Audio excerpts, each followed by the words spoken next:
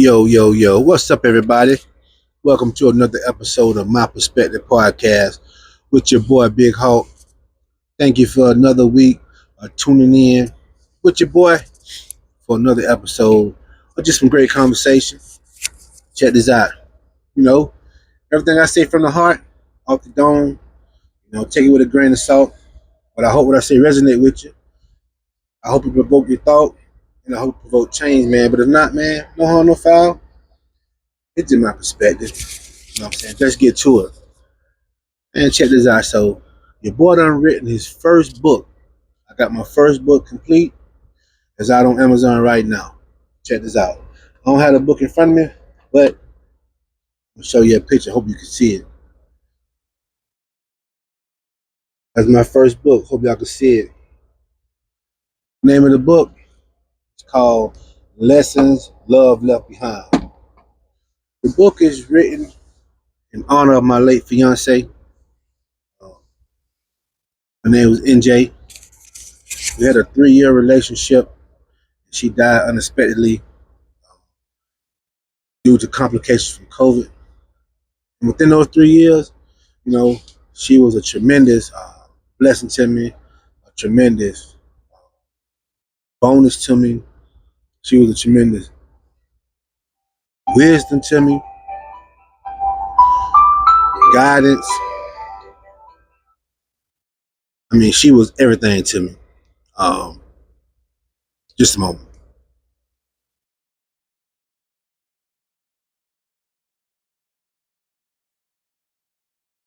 My apologies, but man, she was an amazing person, and God put it in my heart to write about her.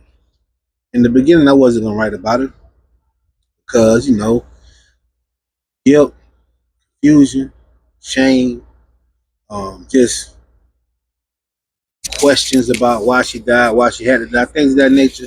So I didn't want to do it. I wasn't going to do it. However, over the course of time, I began to learn valuable things that I overlooked during the relationship. I seen in hindsight. Those lessons, if you will, began to change and reshape and transform my thoughts, my perspective, and how I view life. Uh, Primarily because NJ was a woman that, for whatever reason, she chose to be that type of woman for me and a phenomenal woman for me. And to this day, I don't understand why. I don't understand why. Because I came to a transparent. I was down bad, y'all. The boy was down bad. I was just getting out of a relationship, marriage, if you will, going through a divorce when we met. And I told her I wasn't ready or capable or ready, able to be the man that I thought she needed me to be for her and her daughter. I was battling depression, being removed from my home with my 3 children. You know what I'm saying? That was really bad on me. I dealt with that very, very bad because I'm a present parent. I love being a father. I thought I loved being a husband, but I think I put my kid before I put my wife, and that was a bad thing. But I just love being a father now. I love being there for my kids. I overcompensated a lot, not being there as much because I'm an over the road truck driver. Y'all see I'm in my mobile studio right now, so I'm an over the road truck driver. So I'm going. Um, Part of the reason for me going over the road was running from my obligations and my responsibilities at home with my ex-wife, uh, meaning trying to fix the relationship. So me running from that, kids were collateral damage. So ultimately, it led to the divorce, and I took it hard for a long time. But when I met NJ, I realized she was a great person, so I gravitated to her, and we connected right away. And But about 30 days in, I realized, man, I think I love this woman, but it's too soon, and I'm scared.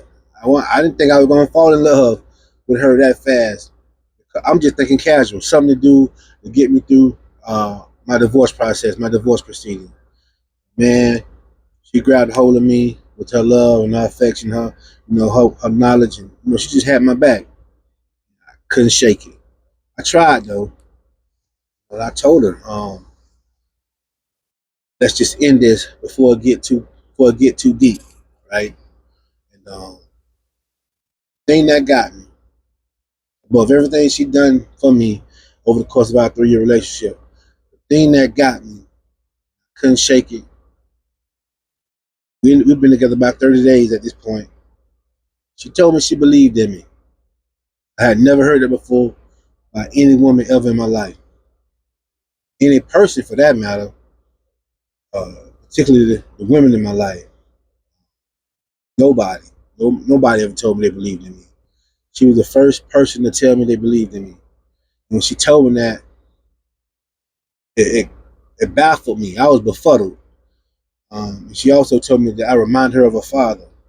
Now, her late father from my understanding, he was a great man in the community that they're from, Gainesville, Florida. He was a military veteran, um, decorated military veteran, accomplished military veteran. He was in education. He was a school teacher as well, and he was a leader of men. And at that time, I didn't have those qualities or those traits.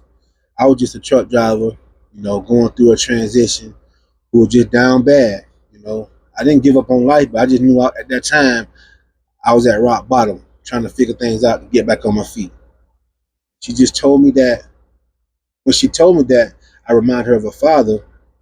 And I asked her why we don't mirror each other. She said the way we love our children. She said the way you love your children. My dad loved me and my brother the way you love your kid.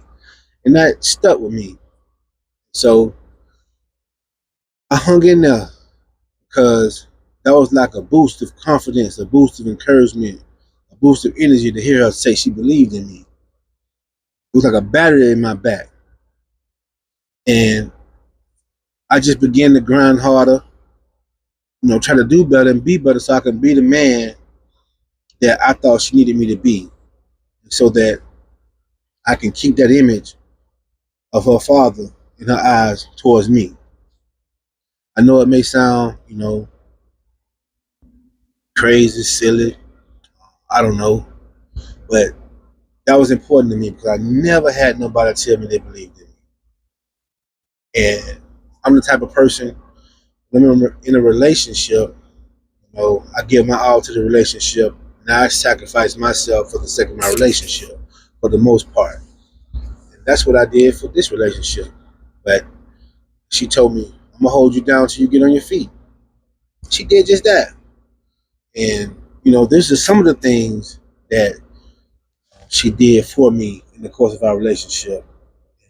But along with that, along with her building me up with her words and giving me confidence with her words and just, letting me know things are going to be okay and helping me understand that you can't control everything, just control the things that you can control. You can't worry about the things you can't control. Put your best foot forward every day. And she was wise enough to do it from a feminine place and from a place of submission. Not that I'm a dogmatic person, but she never wanted the credit for the accomplishments that she was a part of helping me achieve. And I just so happened to be man enough to give her the credit that she deserved for helping me get to a place that I never got to before I was with her. My love for her grew and grew and grew. She loved me unconditional. And I loved her the best I knew how. I don't know if it was unconditional or not, but I loved her the best I knew how. I made a promise to her day that I proposed to her. It was on Mother's Day, 2019, and um, made her a promise. I told her that I appreciate everything that she did for me, and I pay attention to everything that she did. I told her, don't think I don't take note. Don't think I don't pay attention or I don't remember, because I do. And as soon as I get on my feet, I'm gonna retire you from your job and you'll never have to work again. Now, when I said that, I had no idea how I was gonna make that happen. But that was my heart. That was my promise, because she was that type of woman to me. She was a hard worker. She was an awesome, fantastic mother. She was great organization. She was great at keeping things cool, calm, and collect. She was always even keeled. She knew how to control her emotions. But most of all, from an old school type of cat like myself, she was super feminine. She never stepped outside of the feminine. She always stayed in her feminine essence and walked in her feminine energy. And to this day, I don't understand why. For me, I don't understand why she did that for me. It was a joy to be a part of. Um, but also, sometimes I could have took it. Sometimes I took advantage of it. You know, that's part of the lessons that her love left behind. Learning from my mistakes. You know, this ain't a Romeo and Juliet love story. It's a love story of real life, ups and downs, disappointment, heartbreak, but also a love story of, reconciliation, newfound love, redemption, ultimately tragedy, death, regret, guilt, sorrow, pain, love, redemption, learning, healing. I know a lot of people that can relate to that. God inspired me to write the book. It was therapeutic for me to write the book because I got a chance to release all my feelings and emotions on paper. But also, I'm a man for the people. I love to help people. I love to try to make things better for people. So this is a tool. This is a guide to make things to make your life better. Who who are trying to get over hurt, who are trying, to overcome grief, to learn from the grief, or you're in a situation where you're in a relationship but you're stuck in a rut. You can read my story. You can read my truth. You can learn from my story, my truth, and hopefully and possibly it could spark or rekindle a conversation that can make your relationship better. Because if you still with a person and y'all stuck in the rut, but y'all still love each other, there's hope. There's hope. So the book is out on Amazon.com. It's titled Lessons Love Left Behind by yours truly, Aaron Hawkins. And y'all pick that book up. Read it, read my story, and learn from my mistakes. And hopefully my mistakes can help better your current situation. Or if you lost a loved one like I did, learning from what I went through, my thought process, and you compare it to what you've been through in your thought process, maybe it can help you see things a little bit different, give you a spark that you need to get the help that you need, whether it's through counseling or whether it's just through accountability, awareness, or just reflection. Losing somebody is tough. It's the toughest thing I've ever dealt with, to lose a lover. I lost grandparents. I lost aunts, uncles, friends. You know, I've lost. Everybody has experienced loss through death. But for me, I can only speak for me. Losing your lover, something totally different. Something totally different. And personally, I don't wish that on nobody. I hope nobody has to go through it, but that wouldn't be life. This is a part of life, and just so happened I had to experience it way, way too early. I really thought we were going to be 80, 90 years old, grow old together, and have a long, loving, healthy relationship like my parents did. But unfortunately, that wasn't the case. Uh, she was a phenomenal woman, and no, that's my story, that's my experience, and God inspired me to write about it, and I did. So I hope that my truth, my story, my life experience with uh, this beautiful person can inspire and help change the lives of people who have experienced or experienced what I've been through, or use this as a tool. Keep your relationship together, but not only keep it together, but renew that love, renew that passion, renew that compatibility, and take your relationship to the next level. In the book, after each chapter, it has a interactive portion of the chapter where it reflects on uh, my life decisions. It gives a summary of the lessons that love left behind within the chapter, but it also gives assignments. So it's very interactive. It's a great self-help tool. It's not just a memoir. It's a great self-help tool. So I admonish you to grab a copy today. It's out on Amazon.com. I dropped the book on August 22nd.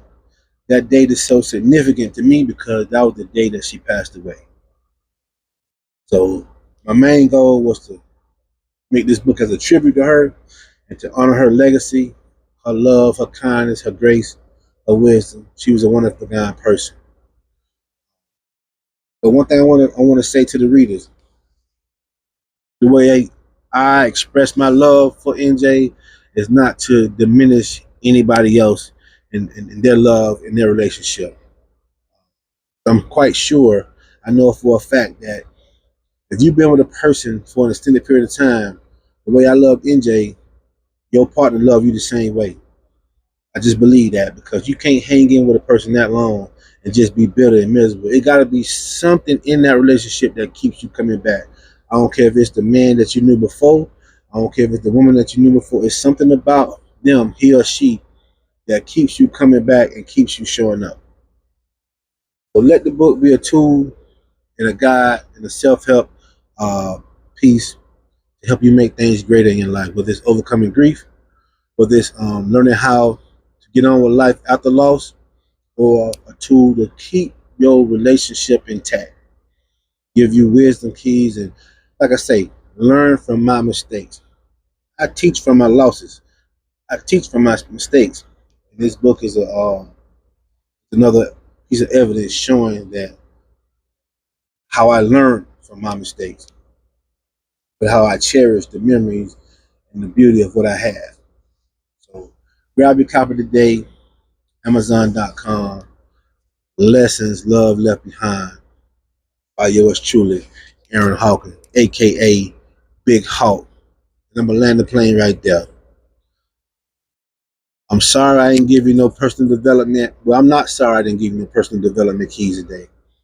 I want to get my book out to as many people who are interested in reading it because it's a tool that can help you. It's a tool that can help you. It's not a romantic novel, even though it's a great love story, but it's a tool that can help you. It's a memoir slash self-help book that will really help you. And it's a great read. Once you pick it up, you're not going to want to put it down. I promise you that. So go check me out on Amazon.com. Lessons Love Left Behind.